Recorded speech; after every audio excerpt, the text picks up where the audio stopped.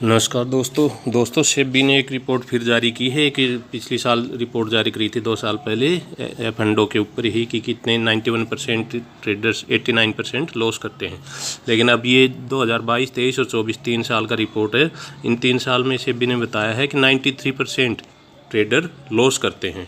और आप 3 साल का लॉस देखेंगे जो टोटल लॉस, तो वो करीब 1.8 लाख करोड़ का लॉस है, यानी कि 2 लाख करोड़ रुपए का पब्लिक ने लॉस किया है। जो ट्रेडर्स हैं एफ&ओ में ट्रेड करते हैं उन्होंने सिर्फ 3 साल में 2 लाख करोड़ का, यानी कि आप लगाओगे 1 साल का तो लगभग 60,000 करोड़ रुपए का पर ईयर लॉस हो रहा है ट्रेडर्स को। तो आप इससे सोच सकते हैं कि एफ&ओ में क्या खेल चल रहा है। और एफ&ओ में दोस्तों और भी जो रिपोर्ट तो डिटेल से है, इसको पढ़ेंगे तो आप पता चलेगा।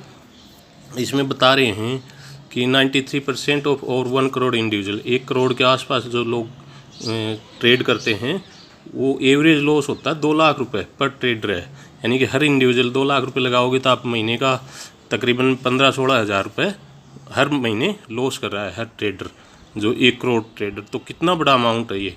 और ये क्या बता रहे हैं कि जो सबसे ऊपर के लॉस मेकर है 3.5%, ये अगला पॉइंट जो है, ये 3.5% जो लॉस मेकर वो 4 लाख पर ट्रेडर है। 4 लाख रुपए हर ट्रेडर, और 4 लाख से लेकर 28 लाख भी आए हैं स्टेज में, वो हर ट्रेडर लॉस कर रहा है। तो मतलब जितनी कमाई हो रही है महीने के महीने, साल के साल जितनी कमाई हो रही है वो पूरी की पूरी इसी में एफ&ओ को ही दे देते हैं और कुछ भी नहीं बचता है पीछे। और इसमें ये क्लियर आप पॉइंट देखेंगे तो only 1% of individual traders manage to earn profit. 1% ही प्रॉफिट जो ट्रेडर है जो 1 लाख रुपए से ऊपर का प्रॉफिट लेते हैं।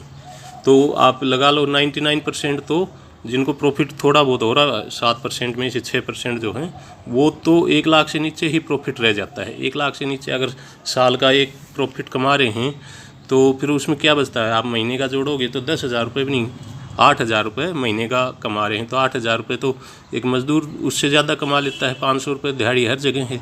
तो इसमें कमाई क्या हुई, कैसे घर चलेगा। 8,000 रुपये में खर्चा भी आ जाता है मोबाइल का, और ये ट्रेडिंग फीस भी हो जाती है।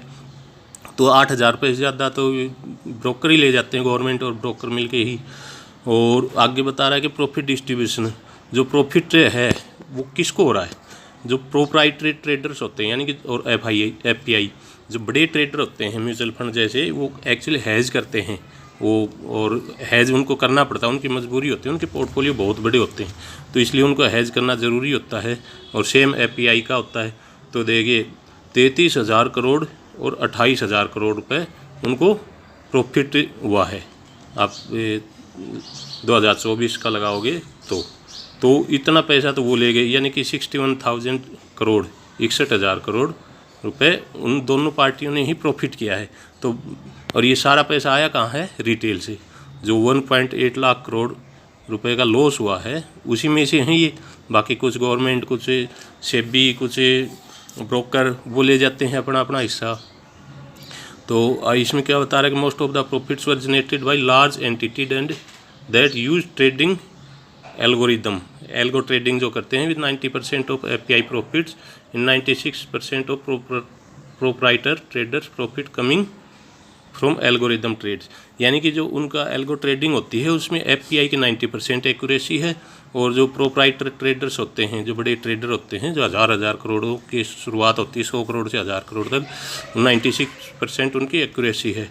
और ट्रेडिंग कॉस्ट के बारे में जो बता रहे हैं कि भाई जो इंडिविजुअल ट्रेडर हैं वो 26,000 रुपये पर पर्सन ऑन F&O ट्रांजैक्शन। 2024 में जो 1 साल का है, ये जो 23-24 का फाइनेंशियल ईयर है, इसमें 26,000 रुपये तो सिर्फ हर इंडिविजुअल ट्रेडर ने कॉस्ट दी है, F&O ट्रांजैक्शन कॉस्ट। यानी कि ब्रोकर का जो चार्ज होता है और जो STT है, सेबी ट्रांजैक्शन चार्ज है, ये सब मिला के 26,000 रुपये का पर पर्सन लॉस है। तो 1 करोड़ ट्रेडर हैं तो 26,000 करोड़ का तो सिर्फ इनको ऐसे ही बांट रहे हैं, अपनी जेब से दे रहे हैं। उसके बाद आगे बता रहा है कि 3 साल का जो पीरियड है 22 से 24 का, इसमें 50,000 करोड़ ट्रांजैक्शन कॉस्ट है। आप दोस्त थोड़ा सा भी गौर से देखेंगे, ये सेबी की साइट से ही है, तो आप इसके ऊपर जाके डिटेल से इसको पढ़ेंगे तो बहुत अच्छा रहेगा, उससे नॉलेज भी बढ़ेगी और ये पता चलेगा कहाँ कहाँ से क्या रिपोर्ट आती हैं, और ये इनसे बचाव का भी तरीका पता चलेगा। दिल में थोड़ा सा इससे डर होना चाहिए। जुआ हो गया, ये एफेंडो हो गया, ये भी उसी कैटेगरी में है, और नशे हो गए, उनसे बचना भी ज़रूरी होता है। With 51% of these cost being brokerage fees और 20% बीइंग एक्सचेंज फीस। अब 71% तो सिर्फ ये ब्रोकरेज और एक्सचेंज फीस होगी, और बाकी गवर्नमेंट का होता है, STT होता है। नंबर 4 पॉइंट पे आप देखेंगे कि ये पार्टिसिपेशन कैसे बढ़ा, इंक्रीजिंग पार्टिसिपेशन और यंग एंड बिलो 30 और बी ग्रुप के जो सिटी होती हैं वो 30 सिटी, उनमें से ही ज़्यादातर ट्रेडर हैं। तो इसमें ये बता रहे हैं कि भाई जो बिलो 30 ईयर्स के जो लोग हैं, यानी कि यंग पीपल हैं, जो नए करंटली जॉब में लगते हैं और कमाने लगते हैं, वही आ जाते हैं। मेरे दुनिया भर के वीडियो हैं यूट्यूब पे, तो सारे प्रॉफिट दिखाते हैं, इससे पता चलता है कितने प्रॉफिट है उनको। तो 31% 23 में बढ़ा और 43% 24 में बढ़े हैं, वो इंक्रीज हुआ पार्टिसिपेशन। और beyond top 30 cities made up और 72% ऑफ टोटल एफएंडो। जो टॉप के 30 शहर हैं इंडिया के, उनमें से ही 72% जो ट्रेडर हैं वो आते हैं, क्योंकि उनको नेट वगैरह अच्छा मिलता है, ठीक ठाक सेटल हो रखे होते हैं। तो इस वजह एक higher proportion compare to mutual fund investor. Mutual fund में जो इन्वेस्ट करते हैं उससे भी ज़्यादा यहाँ पर आते हैं लोग। 62% of home are from B36। तो इस इनकम प्रोफाइल ऑफ ट्रेडर्स ये बताता है कि भाई कौन है। तो 75% individual F and O trader in 24, annual income of less than 5 lakh. ये दोस्तों ये 5 नंबर पॉइंट है, बहुत बढ़िया पॉइंट है। देखो ये क्या बता रखे हैं कि भाई जो 75% इंडिविजुअल एफएंडो ट्रेडर्स हैं 2024 के फाइनेंशियल ईयर में, उनकी इनकम 5 लाख से कम है। तो आप लगा लो वो सारे सैलरीड पर्सन होंगे जो शुरुआती दौर पे हैं, शुरुआती नौकरी में हैं, और तनख्वाह नॉर्मल होती है शुरू में। तो 5 लाख रुपए का आप लगाओगे तो 12 चौक 48, 40,000 से बिलो उनकी सैलरी है पर मंथ। और 40,000 तो जो हायर हैं 75% में हायर हैं उनकी है, बाकी तो उससे नीचे ही होंगे। और trading behaviour persistent despite consumer years of losses, more than 75% of loss making traders continue trading in F and O. Sorry दोस्तों, तो ये क्या बता रहे हैं कि इनमें जो 75% ट्रेडर्स हैं वो 3 साल लॉस किया है और 3 साल ट्रेडिंग भी कर रहे हैं। तो ये दोस्तों ये थी अभी 23 सितंबर की ही रिपोर्ट है, तो इसको थोड़ा बिल्कुल देखें, उसको डिटेल से पढ़ें और एफएंडो से बचाव रखें। और सबसे बढ़िया है अगर मार्केट में शुरुआती दौर में आ रहे हैं आप, तो म्यूचुअल फंड में डालिए पैसा। और अगर म्यूचुअल फंड तो पक्का होना ही चाहिए एक आध, तो उसके बाद अगर बिल्कुल शुरुआत कर रहे हैं डीमैट अकाउंट से, तो फिर कोशिश करें कि ETF में जाएं। ETF के बाद धीरे धीरे अच्छे अच्छे शेयर ढूंढें, बढ़िया बढ़िया शेयर 10, 15, 20 शेयर देख लें। 8-10 तो 10, 15 तो 20 तो शेयर आपको निफ्टी 50 या निफ्टी नेक्स्ट 50 से ही मिल जाएंगे, वही सफिशिएंट है शुरुआत के लिए। और जब 4-5 साल हो जाए, 5-10 लाख का हो जाए पोर्टफोलियो, उसके बाद फिर अच्छे नए शेयर जो IPO आते हैं, IPO के बाद गिरावट होती है।